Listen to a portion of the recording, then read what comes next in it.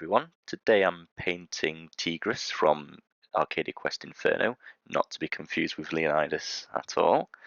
So I'm going to start with the picture of all the paints that I'm going to use in the upcoming video, and as it seemed helpful I will also type those into the description below for you again. And today, a little special treat, I'll show you how I go about priming the models that I'm painting. So first of all, take a scrap of card and I'm blue tacking them to it.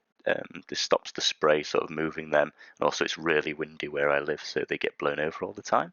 And then I'm going to use a primer by the Army Painter, which is a colour primer in Barbarian Flesh, which will just save me painting their skin colour in. So I'll do a few light strokes back and forth, and then once I'm finished, make sure you turn the can upside down and empty it out until there's no more colour coming out. Now once the primer's dry, I'm going to take my Brainmatter Beige, which is my white, and fill in his eyeballs. I'm going to do his teeth while I've got this colour out as well. Next I'll move on to Parasite Brown, sort of light brown, reddish brown. I'm just going to do his nipples, just gently stroke some paint onto them there. Just a bit darker than his skin. Choosing leather brown next. And I'm going to do his wrist straps.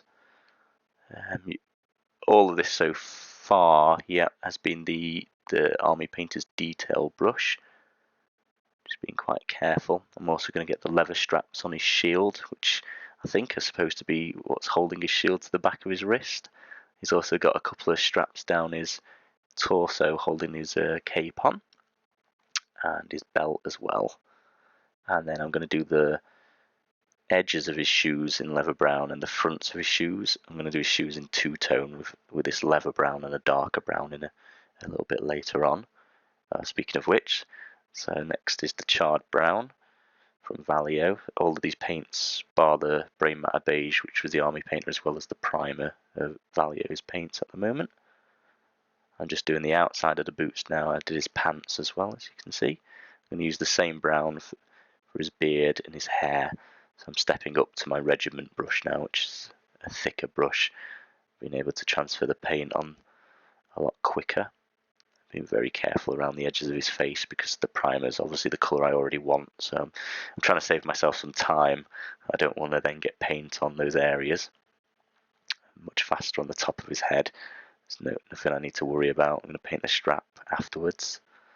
There you go. Hopefully you can see his hair and his beard looking realistic as they can. As always, I forgot his eyebrows. Go back to do those again very carefully. I'm going to use a bronze colour for his shield. It looks in the picture, as far as I could see, slightly off gold, so I thought bronze would look quite nice. And still using the regiment brush here and just applying it quickly and evenly all over his shield. Don't forget the edges there. And being careful around his arm again because it's the colour I already want. Next I'm going on to the Gory Red, and I'm going to paint his cape in this colour. Being careful, as always, because of the colour primer, I've already done all of his skin, so being very careful around his legs and the edges of his cape at the top there. But the rest's very, very quick. I can apply that quickly. I'm using my darker of my two silvers here to do the base coat, and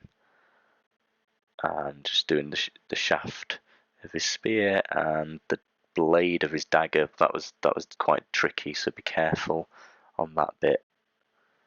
Necromancy Cloak, this is my dark grey, and this is just for the top of his shield and his little headband. That's why I wasn't as careful as I could have been earlier, because I knew I was going to go over it in a darker colour.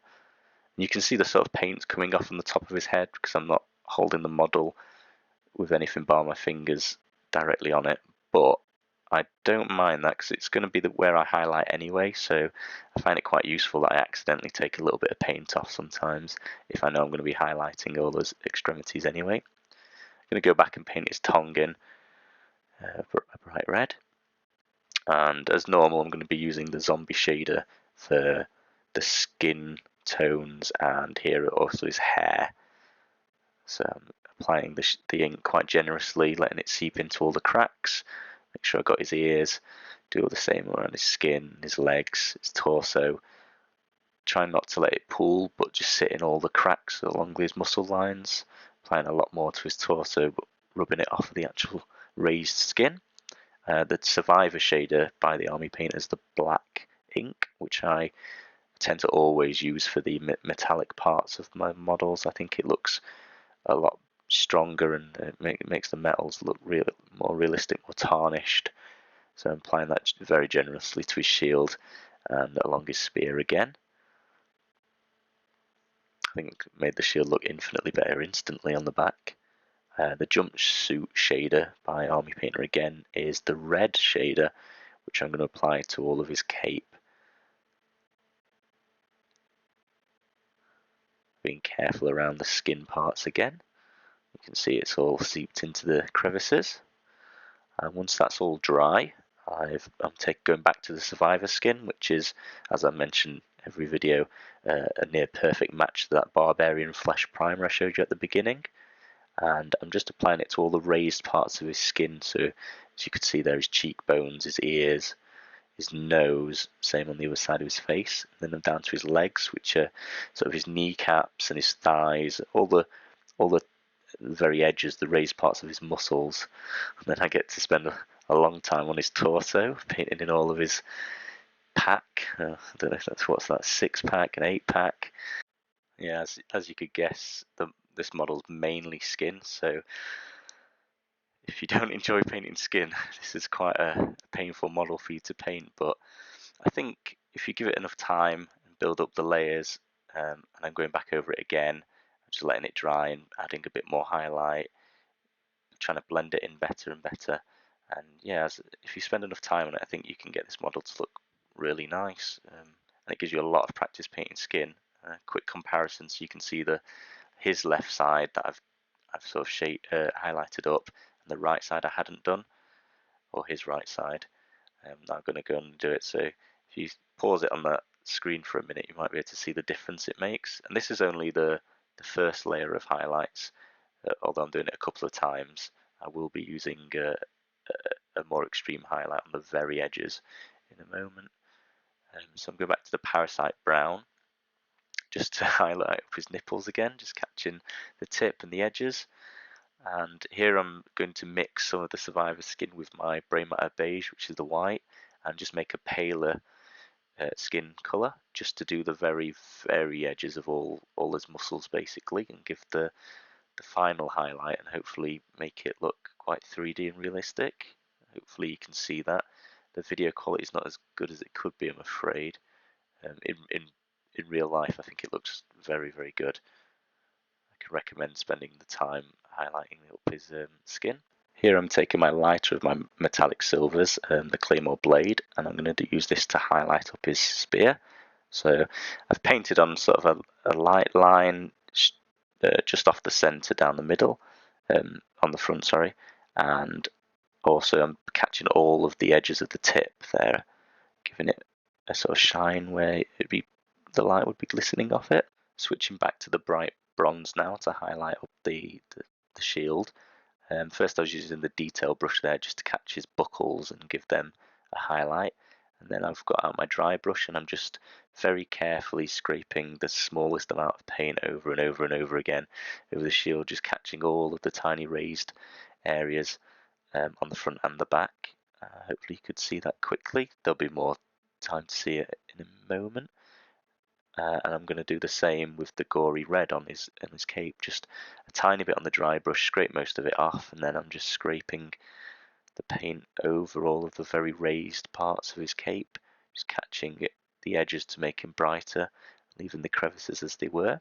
And I'm going to use the Bloody Red, which is a brighter, more orangey red, and the detail brush just to paint in the very tips and the very most raised parts of all of his cape, just to give it the most 3D effect I could manage. As usual, I'm going to paint the base using the Mornfang Brown. That's the undercoat. That's by Citadel or Games Workshop. I'm just using the Regiment brush and giving it a thinnish, evenish coat all the way around. Just quickly, because I'm going to cover it anyway. The dark flesh tone next, and back to the dry brush. This is a lighter brown than the charred brown. I'm going to dry brush this all over his hair and his beard. Just giving that a 3D effect as well, being very careful around the skin. If you are a bit unsure about dry brushing that close to the skin, you can just use the detail brush and do the same along the beard. And I'm using Filthy Suit, which is my light grey, just to highlight up the band which I'd done in the dark grey to begin with, just to make that look a bit 3D as the light's hitting it. And back to the base again, now it's dry. This is the Agrelin Earth as normal, and I'm using the Regiment brush. As always, all the models in Arcadia Quest have done the same, and applying it as generously as I can. And then you can see as it dries, it cracks and produces this sort of desert landscape effect underneath. So there's the model all finished. I hope you like how it looks. I was very, very happy with this one. If you've got any comments, do please leave them below. If you liked it, give us a thumbs up, and if you loved it, as always, check out my Patreon page and help me save for a better camera. Thanks for watching.